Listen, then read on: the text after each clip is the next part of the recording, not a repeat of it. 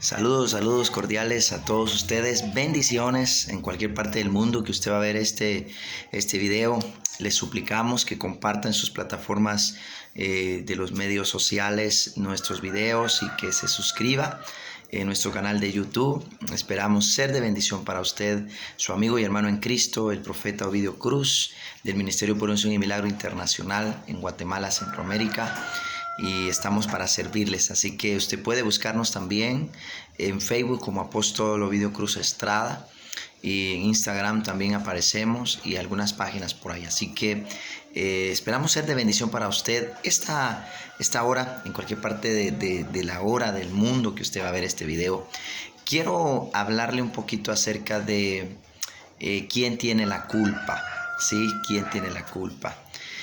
Siempre nosotros buscamos culpables en cualquier área de la vida.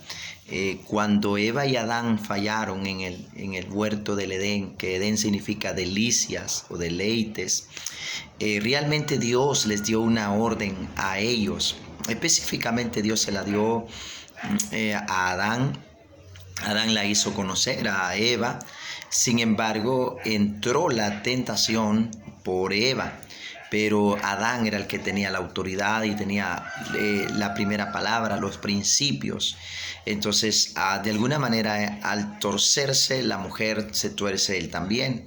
Y al torcerse él, también se tuerce la esposa o la mujer, en este caso Eva. Entonces, realmente a veces buscamos culpables. Y cuando Dios habla con Adán, él le dice: la mujer que me diste. Y cuando Dios habla con Eva, ella dice: la serpiente me engañó. Realmente a veces es costoso que nosotros los seres humanos asumamos nuestras responsabilidades, nuestros compromisos. Pero cuando nosotros tenemos la capacidad de reconocer nuestras debilidades, nuestros errores, nuestras fallas, realmente es un poco mejor para que nosotros podamos fortalecernos y ver nuestras debilidades, llevarlas de debilidades a fortalezas, ¿verdad?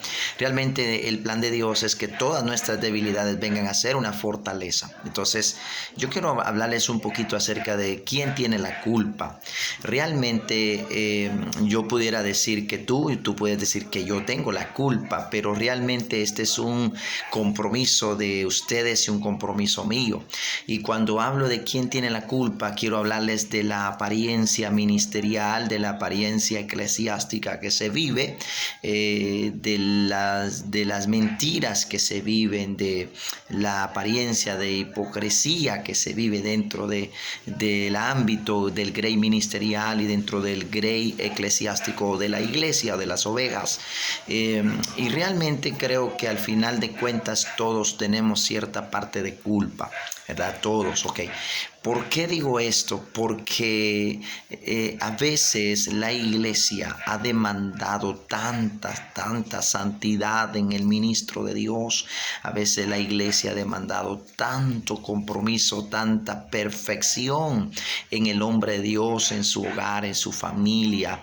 Y eso hace que el hombre de Dios, su hogar, su familia puedan esconderse realmente en una apariencia de santidad, cuando realmente la realidad es otra, ¿verdad? Y dentro de la iglesia lo mismo, a veces los predicadores, nosotros como pastores, como ministros del Señor, demandamos tanta exigencia de santidad a la iglesia que realmente convencemos a veces psicológicamente la mente de la gente, y la iglesia tiene que empezar a aparentar una felicidad que realmente no es cierta, una sonrisa que realmente no es cierta, una vestimenta o vestidura que realmente no es cierta.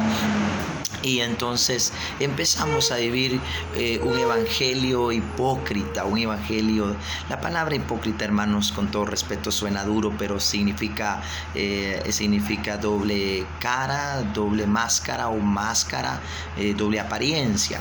Entonces empezamos los ministros del Señor a vivir una apariencia de santidad, porque la iglesia lo exige, porque la iglesia lo demanda, porque la iglesia hace pleito, que es el hombre de Dios, que después es el pastor, pues es la esposa del pastor, pues son los hijos del pastor.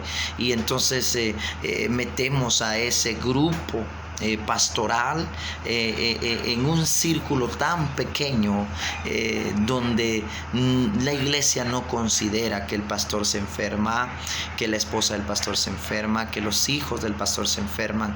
La iglesia no considera que el pastor come, que la esposa del pastor come, que los hijos del pastor comen.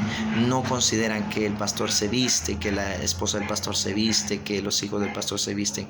No consideran que el pastor se enoja, que la pastora se enoja, la esposa del pastor se enoja, los hijos del pastor se enojan. No consideran que el pastor estudia, la esposa del pastor estudia, los hijos del pastor estudian. No consideran que el pastor puede tener celos, la esposa del pastor puede tener celos, los hijos del pastor pueden tener celos. No consideran que el pastor tiene tentaciones, la esposa del pastor tiene tentaciones, los hijos del pastor tienen tentaciones. No consideran que el pastor puede pecar, puede caer en pecado, la esposa del pastor puede caer en pecado, los hijos del pastor pueden caer en pecado. No consideran que el pastor se cansa, la esposa del pastor se cansa, los hijos del pastor se cansan. No consideran que el pastor necesita descansar, la esposa del pastor necesita descansar, los hijos del pastor necesitan descansar. No consideran que el pastor, su familia necesita viajar. No consideran que el pastor necesita una casa, la esposa necesita una casa, los hijos necesitan una casa. No consideran que el pastor, la esposa del pastor, los hijos necesitan un carro, un vehículo, una moto, etcétera, etcétera, etcétera, etcétera. Entonces, ¿qué sucede? Metemos a los pastores en un círculo tan pequeño donde los vemos como los supermanes, los superhéroes, los supersantos.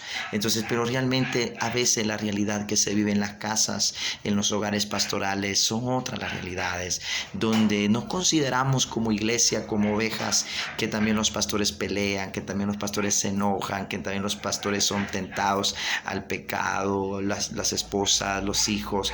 Realmente somos así. Entonces, ¿qué sucede?